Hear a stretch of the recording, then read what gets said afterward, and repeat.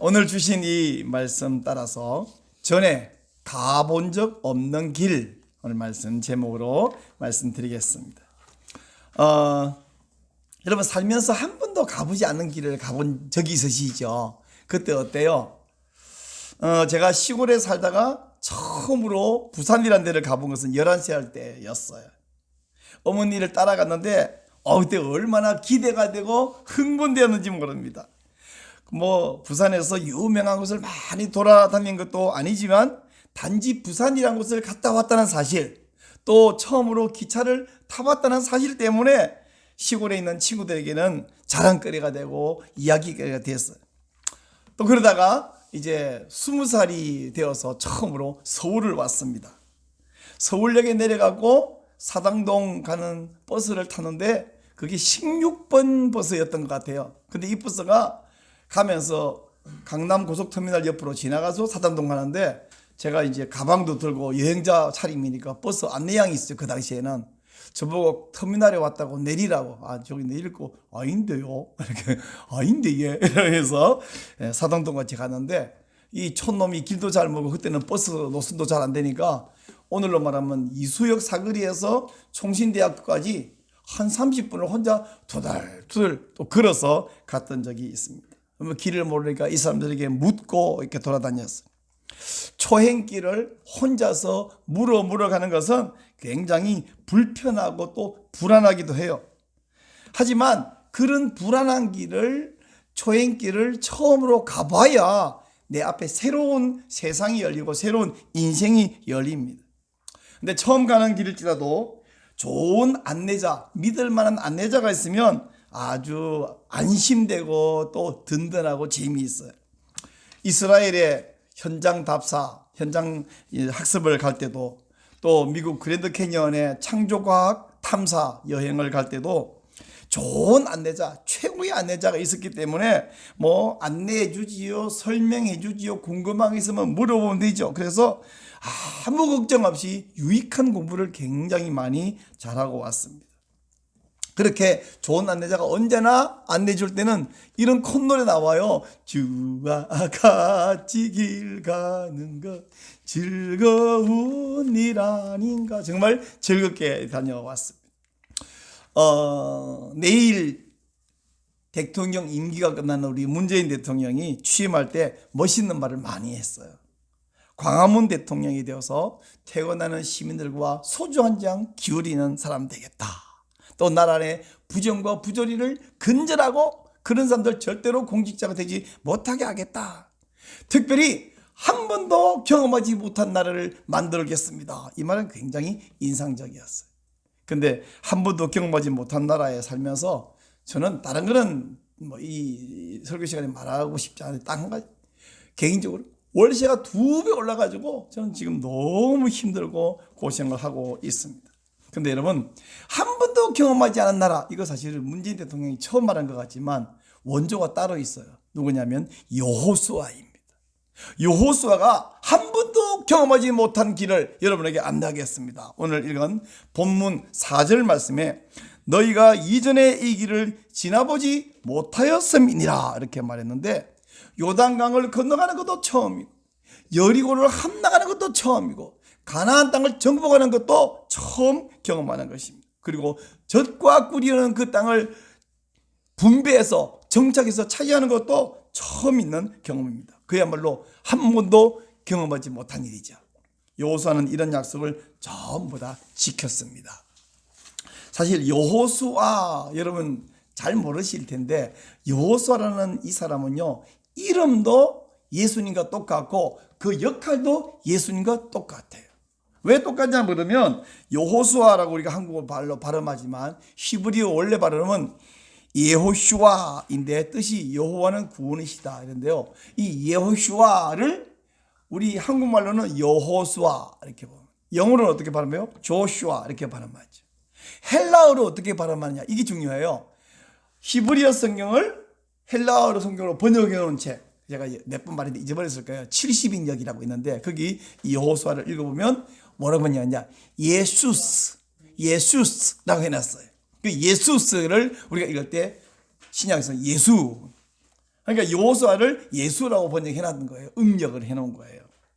그리고 이름도 예수님과 똑같지만 여호수아는 이스라엘 백성의 인도에서 가나안 땅을 정복하고 또 정착하겠는데, 이것은 예수님이 장차 우리를 인도해서 이 죄악 백성에서 구원하여 천국, 영원한 천국을 누리고 차지하게 해주시는 그런 면에서 예수님의 모형이고 그림자입니다.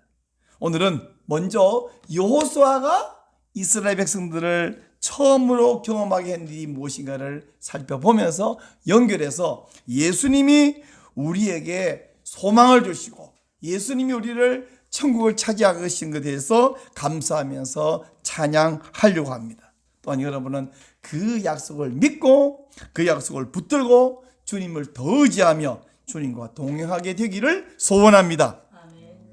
자, 그러면 여호수아가 이스라엘 백성의 한 일이 뭐냐? 제가 첫 번째 말씀드린 것은 범람하는 요단강을 건넌 사건입니다. 여러분, 강을 건너가는 건 뭐 대단한 일이 아니에요. 특별한 일이 아니에요. 요단강 같은 경우는 이게요, 건기 우기가 있어가지고 1년의 절반은 건기잖아요. 그러면 건기 때는 물이 굉장히 줄고 얕은, 그래서는 뭐 그냥 걸어서도 건너갈 수 있고요. 또는 물이 좀 많으면 나룻배로 건너갈 수 있고요. 이렇게 되는데, 문제는 여호수아가 백성을 데리고 건너갈 이때는 상황이 전혀 달랐다. 전혀 달랐다.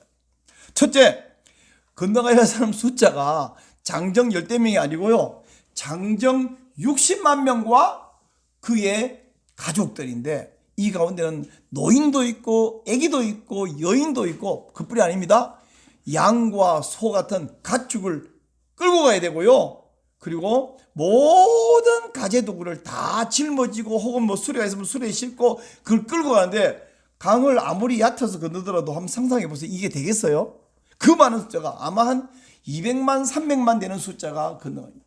근데 그보다 더 심각한 일이 뭐냐면, 건너갈 그 계절이 보리미를 추수하는 계절이래요. 그러면 그때는 이 요단강이 범람을 하고 막 언덕에 물이 넘칠 지경이라는 것입니다. 자, 여호수아 3장 15절 한번 보세요. 시작. 요단이 곡식 거두는 시기에는 항상 언덕에 넘치더라. 여기까지만. 언덕에 넘치더라 말이 진짜 콸콸 넘칠 수도 있지만 막 넘칠 이게 지금 찰랑찰랑 있다는 것이죠. 제가 어릴 적에 낙동강 옆에 살았어요. 중학생 때까지. 저는 그래서 강이 범람하는 것이 얼마나 무서운지를 누구보다도 1년에 적어도 서너 차례는 그렇게 홍수가 내려가는 걸 봤으니까, 와, 모든 것이 떠내려가요. 제 어머니가 종종 그런 말해서 그 옛날에 둑이 무너지고 강물이 막 쓸려내려온 것들을 직접 보고 경험했기 때문에, 얘야, 불 날리는 타고 남은 재라도 있고 덜 탄 것들은 뭐 이 쇠붙 중에 안 타잖아요. 남은 게 있는데, 물 날리는 아무것도 싹 썰어 집이 없어져 버려. 그리고 지형이 바뀌어 버려. 와, 무시무시하더라. 정말 홍수는 모든 걸 쓸어가는데요. 옛날에 모세가 홍해를 건널 때는 하나님의 지팡이를 들고 내밀었더니 바다가 갈라져 줬잖아요. 근데 여호수아 때는 하나님이 그 범람하는 시기에 강을 건너가라는 것입니다. 그냥. 물론 온 백성들이 막 강물에 뛰어든다는 것이 아니라 먼저 언약궤를 맨 제사장들이 먼저 강물에 들어가고 그것을 보고 뒤따라가는데, 자, 15절 말씀 뒷부분을 읽어봅시다. 시작. 궤를 맨 자들이 요단에 이르매 궤를 맨 제사장들의 발이 물가에 잠기자 곧 위에서부터 흘러내리는 물이 그쳐서, 이 언약궤를 어깨에 메고요, 앞에 있는 제사장이 강물에 그 범람하는 졸졸졸 흐르는 시내가 아닙니다. 막 콸콸 흘러가는 그 물에 발을 잠궜어요. 이거요, 평범한 상황, 정상적인 상황이라면 이거 자살행위입니다. 죽는 거예요. 근데 하나님이 약속하고 하나님이 명령했기 때문에 이 일을 했는데, 발이 잠기니까 그때 물이 멈췄습니다. 그리고 물이 역류했어요. 북쪽으로 32km 지점에 있는 아담읍 근방까지 물이 거꾸로 가서 물이 막 쌓여버렸습니다. 그러면 보통 강 같으면 그렇게 되면 그 북쪽에 있는 지방이 다 범람하겠죠. 근데 요단강은 그렇지 않아요. 요단강은 워낙 이 협곡이기 때문에 강이 범람하면 그 주위로 좀 물이 나지만 그까지는 주민들이 사는 곳이 아니니까 물이 쌓여 버렸습니다. 그리고 지금 이 지역에는 강바닥이 드러나서 마른 땅이 되어버렸어요. 그리고 언약궤를 맨 제사장들은 강바닥 한가운데, 물론 이제는 마른 땅이죠, 서 있고 모든 백성이 지나갔습니다. 마지막에 모든 백성이 끝나고 나니까 여호수아가 명령해서 강바닥에 있는 큰 돌멩이를 한 지파에 하나씩 12개를 메고 나오느라, 그리고 길갈에서 12개 기념탑을 쌓아 놓았습니다. 자, 여호수아가 첫 번째 백성들에게 한 일은 뭐냐? 한 번도 경험하지 않은 삶, 한 번도 지나가 보지 않는 요단강 바다 가운데로 지나가는, 이것도요 개울처럼 지나가는 것도 저 상류 지역이 아니라 여기 하류 지역이잖아요. 바로 앞에 사해가 있잖아요. 여기는 굉장히 깊은 곳인데 여기를 지나가 본 적이 없는 곳입니다. 이것을 건너갔습니다. 자, 두 번째 여호수아가 백성들 데리고 경험하게 한 건 뭐냐면 여리고를 함락하는 사건이에요. 범람하는 강을 막 200만 300만이 때를 지어서, 그것도 범람하는 이 보리 밀 거두는 시기에 건넜다. 이 사실 하나만으로도 가나안 땅에 살고 있는 사람들이 이 말을 듣고 그저 막 오금이 저리고 있어. 아마 자기들끼리 수군거렸어요. 야, 도대체 저 히브리 민족이 섬기는 신은 얼마나 세길래, 야, 저런 민족이 쳐들어오면 우리는 나 끝장나겠다. 막 벌벌 떨었습니다. 사실 요단강 건너기 전에도 이스라엘 백성들이 바산 왕과 헤스본 왕을 격파하고 점령했다는 소식이 들을 때부터 벌써 여리고 사람들은 벌벌 떨고 있었다고 기생 라합이 증언했잖아요. 그죠? 여러분, 이 말씀 알죠? 여호수아 2장 11절은 이건 라합이 하는 말입니다. 우리가 듣자 곧 마음이 어떻게 돼요? 녹아버렸다. 너희로 말미암아 사람이 정신을 잃었나니 너희 하나님 여호와는 위로는 하늘에서도 아래로는 땅에서도 하나님이시니라. 상천하지의 유일한 하나님이다. 이게 라합의 고백이에요. 근데 라합 혼자 고백일까요? 여리고 사는 사람들이 다 서로서로 수군수군 그런 얘기를 하고 있는 이야기를 취합해서 지금 라합이 전한 거 아닙니까? 그런가 하면 5장 1절에 보니까 이제 요단강을 건넌 사건이 막 소문이 금방 퍼졌어요.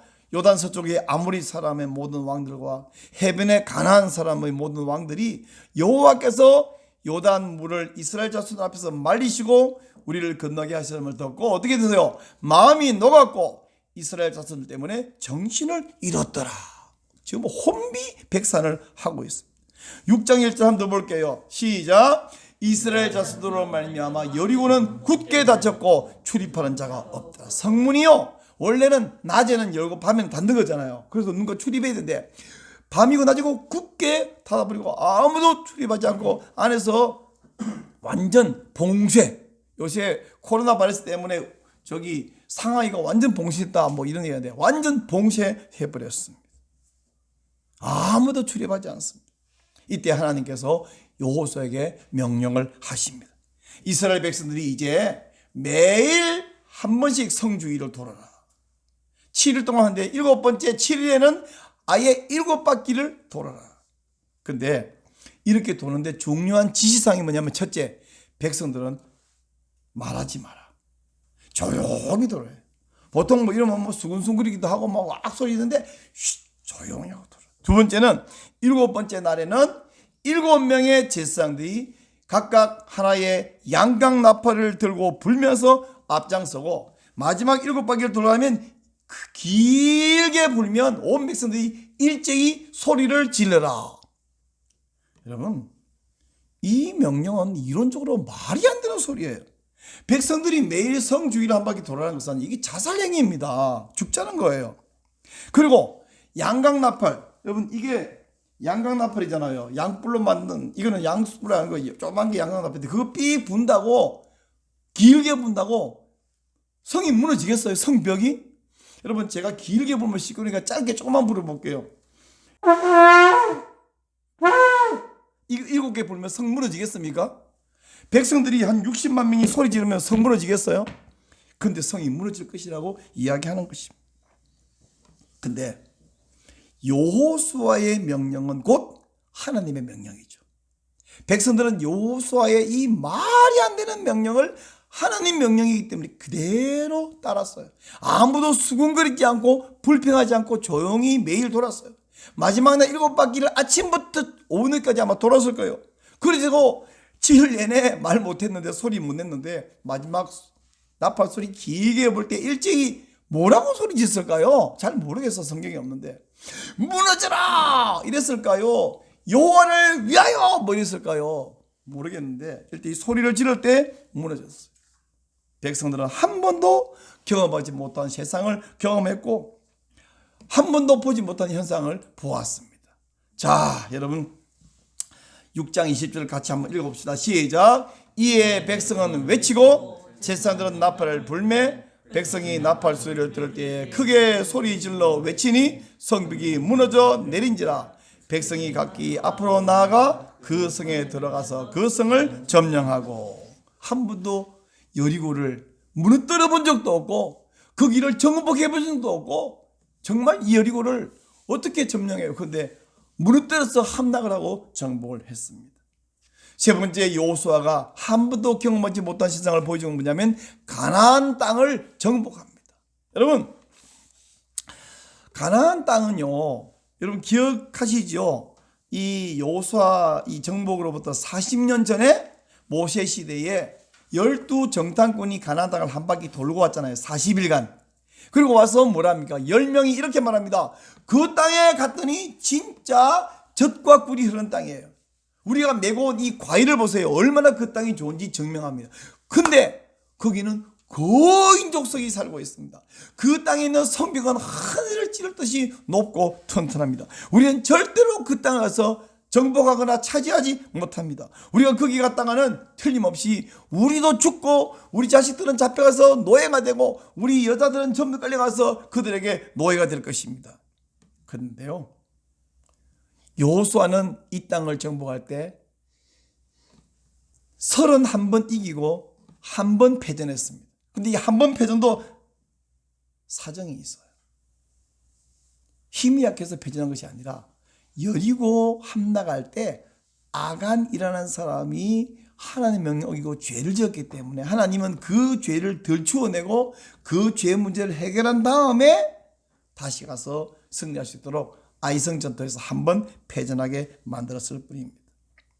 근데 이런 강력한 민족들이 있고 거기에 거인족도 살고 거기 높은 튼튼한 성을 쌓아놓은 그곳을 여호수아는 백성들을 데리고 가서 다 정복했습니다. 그래서 여호수아에서는 그 땅에 전쟁이 그쳤다는 표현이 2번 나와요.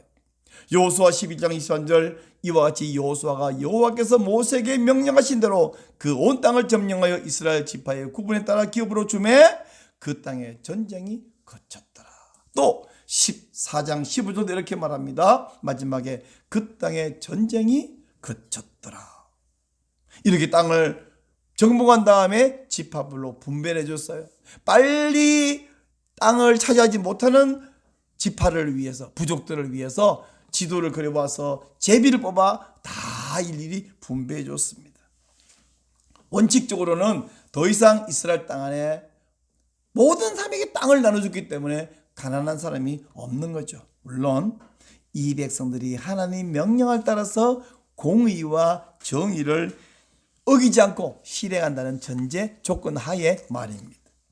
자, 지금까지 여기까지는 여호수아가 이스라엘 백성들에게 주었던 한 번도 가보지 않은 길, 한 번도 경험해보지 않은 삶에 관한 이야기입니다. 제가 앞에서 말했듯이 여호수아는 뭐요? 이름이 예호슈아는 헬라어로 번역하면 뭐라고요? 예수스, 예수님입니다. 그리고 그 역할도 예수님과 같습니다. 여호수아는 예수님의 예표요, 예수님의 그림. 다시 말하면 장차 메시아가 오시면 이런 일을 할 것이라는 것을 그저 예정으로 보여준 것입니다. 그러므로 우리 예수님이 오셔서 진짜로 우리에게 한 번도 경험하지 않은 삶, 한 번도 가보지 않은 길을 가게 하셨습니다. 그렇다면 이제 여호수아 이야기는 그만큼 했고, 우리 예수님이 우리에게 약속하셨고 또 보여주셨고 인도하시는 한 번도 경험하지 않은 길은 무엇인가? 첫째, 예수님은 우리로 하여금 믿음의 강을 건너게 하셨어요. 여러분, 범람하는 요단강을 건넌 것은 놀라운 기적이 왜? 보세요. 이 가나안 땅 사람들이 막 그 말 듣고 정신을 잃었다 그러잖아요. 놀라운 일인데, 근데 우리 예수님이 하신 일은 그보다 훨씬 더 놀라운 일이에요. 예수님이 오셨을 때에 사탄은요, 어떻게든 예수를 죽이면 된다고 생각해서 어릴 때는 헤로드 왕을 통해서 죽이려고 그러다가 못 죽였죠. 그래서 계속 쫓아요. 마지막에 제자 가운데 하나가 배신을 하게 하고 유대인들이 미워하게 하고 로마인들이 죽이게 만들었어요. 우와, 드디어 성공이라고 생각하는 순간 보니까 예수님의 죽음은 자기들이 죽인 패배 죽음이 아니라 대속의 죽음으로 우리의 죄를 대속하신 거예요. 그리고 예수님은 부활해버림으로써 우리의 죽음 문제까지 다 해결하셨어요. 사탄이 막 기절 촉풍해가지고 지금 길길이 날뛰고 있습니다.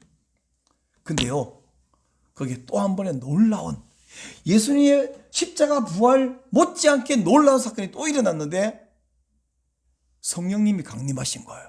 오순절에 성령님이 강림하셨습니다. 여러분, 사람들은 성령 강림 이러면요 막 방언하고 막 기적이 일어나고 병 낫고 막 뜨거워지고 막 팔딱팔딱 뛰고 이런 거를 생각하는데 그게 틀렸다는 말이 아니라 그게 중요한 게 아니에요. 자, 보세요. 가마솥을 걸어놓고 장작을 패다가 불을 피우면 어떻게 되냐면 일단은 막 불꽃이 활활 나죠. 그 다음에 근처 막 뜨겁죠. 그리고 장작이 타면 조용히 타고 여기서 타닥타닥 소리와 불이 활활 타는 소리가 납니다. 시끄럽지요. 막 보이지요. 뜨겁게 나타납니다. 근데 장작의 목적은 여기 막 뜨겁고 벌겋고 이게 아니고요. 가마솥 안에서 생쌀이 밥이 되는 거예요.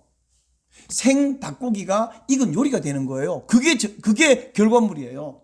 성령님이 강림하시면 막 방언도 하고 요란한 소리도 나고 뭐 병도 낫고, 근데 그게 아니라 우리 생 자연인이 신자로 거듭나는 생쌀이 밥으로 익는 것처럼 변화가 일어나는 이게 성령님 하신 일입니다.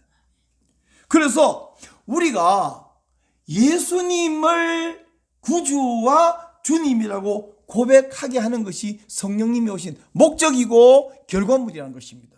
여기 오신 여러분 한 분 한 분이 다 나는 예수님이 나의 인생의 주인이고 나의 구원자입니다라고 고백하시잖아요. 그죠? 이 믿음 갖고 오셨잖아요.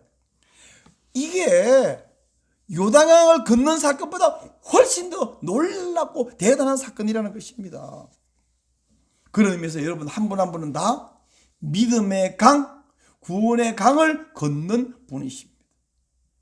사탄이요, 여러분 한 분 한 분을 지 졸개인 줄 알았어요.